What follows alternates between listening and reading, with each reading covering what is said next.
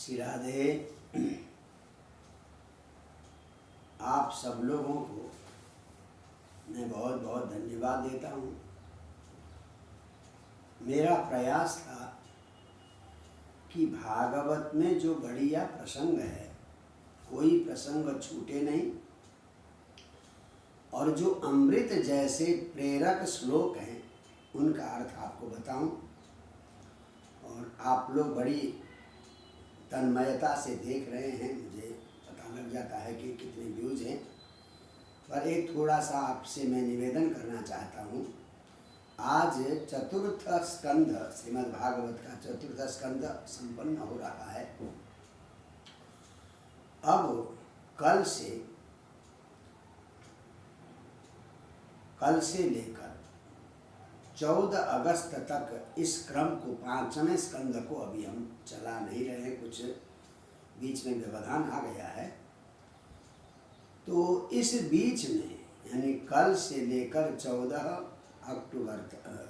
अगस्त तक आप एक श्रीमद् भागवत विद्यालय नाम से यूट्यूब में चैनल है, उसमें आप भागवत का उत्तर महात्म्य और एकादश स्कंध जो भागवत की आत्मा है, यानी एकादश स्कंध भागवत की आत्मा है, तो उसकी चर्चा आप सुनेंगे। और इस चैनल में न सुनकर, उस चैनल का नाम है, आप सब लोग नोट कर लें, श्रीमद् भागवत विद्यालय।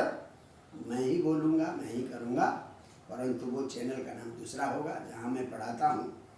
तो ये आश्रम वालों का, इस ट्रस्ट का आग्रह है कि मैं जो है आप लोगों को उनके चैनल से प्रसारित करूं। तो 14 अगस्त तक वो चलेगा। आप लोग जिस तरह से मेरी बातों को यहाँ सुन रहे हैं, उसी तरह से श्रीमद् भागवत विद्यालय के चैनल में आप हमसे जुड़े। एकादश स्कंध तो भागवत की आत्मा है, तो इसलिए उसमें आप अवश्य जुड़ें, इसी आग्रह के साथ। चलिए, आज चतुर्थ स्कंद का अंतिम अध्याय है, 31वां अध्याय। कल हमने सुना था प्राचीन बरही के जो 10 पुत्र थे, प्राचेतस, उन्होंने तपस्या की, भगवान को प्रसन्न किया, फिर भगवान से आशीर्वाद के बाद आए, सारी पेड़ पौधों को जलाना शुरू किया गुस्से से। फिर ब्रह्मा जी आए, उनकी साथ विवाह कर दिया। तो चाक्षुष मनवंतर में उन्होंने अपनी संतानों को उत्पन्न किया, और उन एक संतान उत्पन्न किया है दक्ष नाम का। तो ये कहानी हम पढ़ेंगे 6ठे स्कंद में। 6ठे स्कंद में चाक्षुष मनवंतर की कथा है। अब यहाँ पर जब कहते हैं बहुत वर्षों तक उन्होंने शासन किया, अंत में सबकी वृद्धावस्था आती है। जो 10 के 10 प्रचेता जब वृद्ध हो गए, तो अचानक उनके पास नारद जी आ जाते हैं, और नारद जी के आते ही उन्हें बड़ी प्रसन्नता होती है। आप थोड़ा सा ध्यान दें, कई ऐसे प्रसंग हैं, भगवान के दर्शन के बाद भी संत का दर्शन आवश्यक है। पृथु का चरित्र देखा आपने, भगवान ने दर्शन दिया, पर अंत में ज्ञान देने के लिए सनकादि ऋषियों को, संतों को आना पड़ा।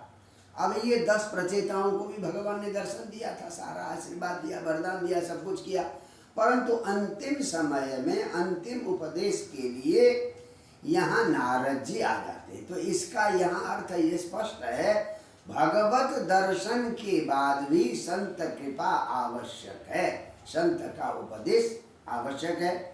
तो यहाँ संत नारद जी आते हैं। तो नारद जी का स्वागत करते हुए प्रचेता, 10 प्रचेता कहते हैं, तव चंक्रमणं ब्रह्मन् अभवाय यथा रवि। आपका भ्रमण तो सबके कल्याण के लिए, तो अभयाय यानी निर्भय, सबको निर्भय करने के लिए आप घूमते। जैसे सूर्योदय होता है तो सब निर्भय हो जाते हैं, क्योंकि सब दिखाई देना।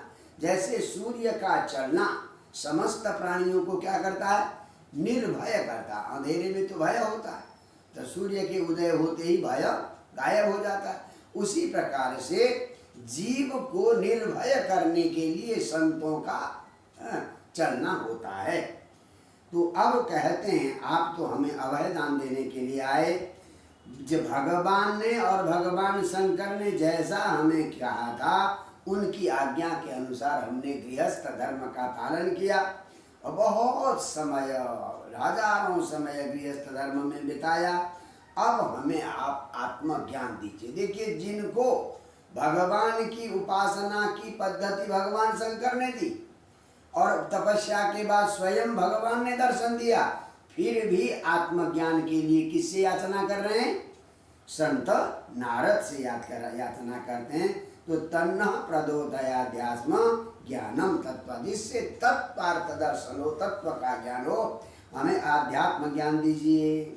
तब मैत्रेय नारद जी कहते हैं, देखो मनुष्य का तज्जन्म तानि कर्माणि तदायु तन मनोवच। तज्जन्म, जन्म वही सफल है, तानि कर्माणि, कर्म वही सफल है, तद आयु, आयु भी वही सफल है, तन मन, मन भी वही सफल है, वाणी भी वही सफल है। बोले क्या? ये न जिसके द्वारा भगवान श्री हरि की सेवा की जाती है। जन्म से, कर्म से, आयु से, मन से, वाणी से भगवान की सेवा की जाए वही सफल है। कहते हैं किम जन्म भी त्रिविर्देह शौक्ल सावित्र याज्ञ के, तीनों प्रकार के, इन्हें सत्वगुण प्रधान, रजोगुण प्रधान, तमोगुण प्रधान, ऐसे 3 प्रकार के जन्म से और दुनिया भर के ऊंच नीच कर्मकांड आदि कर्म से कुछ नहीं होता। अगर मनुष्य को देवताओं की तरह आयु मिल जाए तो भी कोई लाभ नहीं है। बोले क्यों? श्रुतेन तपसा वा किम बचो भी चित्तवृत्ति भी, पढ़ने से, तपस्या करने से, मन को चित्तवृत्ति को रोकने से, बुद्धि से, बुद्धि सफल है, एकदम निपुण बुद्धि होने से भी कुछ नहीं होगा। तो होना क्या है कि केवल और केवल भगवान के प्रति समर्पण करने से सब होता है। बहुत बढ़िया श्लोक बताया है। यथा तरोर्मूल निषेचनेन तृप्यन्ति तत्स्कंध भुजोपशाखा। उदाहरण देते हैं, जैसे हम वृक्ष की जड़ में पानी देते हैं, वृक्ष की डालियों में, वृक्ष के पत्तों में, वृक्ष के तने में पानी नहीं देते। कहाँ देते हैं? जड़ में देते हैं। तो तरो मूल निषेचन, यानी वृक्ष के जड़ का सेचन करने से उसके पत्ते, सारी डालियां, टहनियां, सब कुछ तृप्त हो जाती है, वहाँ सब पहुँच जाता है।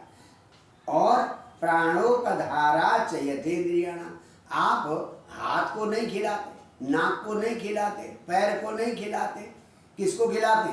मुख, मुख से आप खाते हैं तो मुख से हम खा लेते हैं, प्राण से खा लेते हैं, तो वो खाया हुआ सबको मिल जाता है। हाथ, कान, नाक, मुख, इंद्रियां, पेट, पीठ, सब कुछ को मिल जाता है। किसको खिलाने से? प्राण को देने से। तो इस प्रकार से जैसे वृक्ष के जड़ में सेचन करने से पूरे वृक्ष को मिलता है, मुख में भोजन करने से पूरे शरीर का पोषण होता है, तथैव उसी प्रकार से अगर अच्युत इज्जा, भगवान नारायण की पूजा की, भगवान कृष्ण की, भगवान राम की पूजा की, तो सब की पूजा हो जाती है। गजब की बात बताइए। अलग अलग अब 33 कोटि देवता है, किसकी पूजा करोगे बताओ? 33 करोड़ देवताओं का कहाँ पूजा करोगे? तो इसलिए एक की, अपने इष्ट देव की पूजा करो तो उससे सब की पूजा हो जाती है। जैसे जड़ में पानी डालने से पेड़ की समस्त डालियों को पोषण मिलता है, मुख में भोजन करने से समस्त इंद्रियों को ऊर्जा मिलती है, उसी प्रकार से भगवान की पूजा करने से सारे देवताओं को ऊर्जा मिल जाती है। एक और दूसरा उदाहरण बताते हैं। यथैव सूर्यात् प्रभवन्ति बारः पुनश्च तस्मिन् प्रविशन्ति काले भूतानि भूमौ स्थिरजंगमानि तथा गुहरावेव गुणा प्रवाह। जैसे सूर्य से ही पानी पैदा होता है। सूर्य जो पानी सोख के करता है, बारिश करता है, और फिर गर्मी के समय पर वो बाष्पीकरण होकर सूर्य में ही जाता है। सूर्य से ही पानी गिरता है और सूर्य के पास ही जाता है। उसी प्रकार से स्थिर जंगमानी भूतानि, स्थिर और जंगम सारे प्राणी परमात्मा से ही प्रकट हुए हैं और परमात्मा में ही जाकर मिल जाते हैं। जैसे सूर्य से ही जल प्रकट हुआ और सूर्य में जाकर मिलता है, परमात्मा से ही सारे जीव जगत प्रकट हुए हैं, परमात्मा में मिल जाते हैं। तो इस प्रकार से, और अंत में कहते हैं देखो भगवान प्रसन्न कैसे होते। भगवान को प्रसन्न करने का तरीका क्या है, बहुत गजब का। दयया सर्वभूतेषु संतुष्ट्या येन केन वा सर्वेन्द्रियोपशांत्या च तुष्यत्या सुजनार्दन। भगवान जल्दी प्रसन्न कब होते हैं? कहते हैं सर्वभूतेषु दयया, सारे प्राणियों पर दया करने से, और ये न के न संतुष्ट, जो कुछ मिल जाए उससे संतुष्ट रहने से। सारे प्राणियों पर दया करने से और जो कुछ मिल जाए उससे संतुष्ट रहने से। सर्व इंद्रिय उपशांत्या, सारी इंद्रियों को शांत करके, इंद्रिय के पीछे, इंद्रिय की इच्छा के पीछे न दौड़कर इंद्रियों को शांत करने से जनार्दन आशु तुष्यति, भगवान बहुत जल्दी प्रसन्न हो जाते हैं। तो इस प्रकार से आत्मज्ञान देकर नारद जी अपने चले गए, और इन्होंने भी भगवान के, नारद के मुंह से निकली हुई बातों को समझ करके भगवान का ध्यान करते करते अपना देह परित्याग किया, मुक्त हो गए। तो इस प्रकार तृतीय स्कंध से ये प्रारंभ था विदुर और मैत्रेय का संवाद। तृतीय स्कंध से प्रारंभ विदुर और मैत्रेय का संवाद यहाँ पर संपन्न हो गया। तो मैत्रेय जी से आज्ञा लेकर विदुर अब जाते हैं वहाँ पर, जो आपने प्रथम स्कंद में पढ़ा है कि धृतराष्ट्र का उद्धार करने के लिए, तो तब जाकर विदुर वहाँ जाते हैं इस कहानी के बाद। तो इस प्रकार से ये चतुर्थ स्कंध यहाँ पर समाप्त होता है। ये तृतीय और चतुर्थ स्कंद विसर्ग है। द्वितीय स्कंद में सर्ग माने समस्त 25 तत्वों की सृष्टि है, और तृतीय और चतुर्थ सर्ग में विसर्ग माने जीव जगत, विशेषण सर्ग, विशिष्टानाम जीवानाम सर्ग, समस्त जीवों के अलग अलग स्वभाव के जीवों की सृष्टि के बारे में हमने तृतीय और चतुर्थ स्कंद को पढ़ा। अब पंचम स्कंद में भूगोल और खगोल की चर्चा आएगी। और जैसे आपने चतुर्थ स्कंद में पढ़ा था, स्वयंभू मनु के 2 पुत्र उत्तानपाद, तो उत्तानपाद के पुत्र कौन थे? ध्रुव थे, उन्हीं का वंश यहाँ तक चला। तो ये उत्तानपाद का वंश समाप्त हो गया। तो स्वयंभू मनु के दूसरे पुत्र थे प्रियव्रत, और वो प्रियव्रत जो है संसार में न फंसने के लिए नारद जी के शिष्य बन के तपस्या कर रहे थे। और प्रियव्रत का चरित्र हम पंचम स्कंद में पढ़ेंगे। तो आज इतना ही। फिर आप लोगों से आग्रह करता हूँ, कल से आप श्रीमद् भागवत विद्यालय नाम के चैनल से भागवत के 11 स्कंद की चर्चा सुनेंगे। जय जय श्री राधे।